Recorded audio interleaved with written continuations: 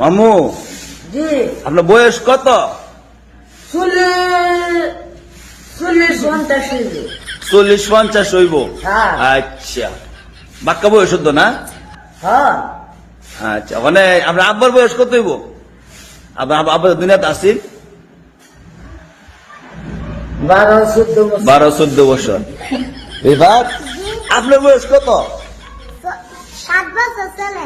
7 বছর চলে। জি আর আপনার আব্বার বয়স 40-50 চলে মনে হয়। 40-50 চলে মনে। আচ্ছা, যাক, আপনার মামুর তো কম না আপনি, এটা কর না যে আমি জানি না আব্বা বয়স কত, এটা কোথায় না কইলে 40-50 মনে।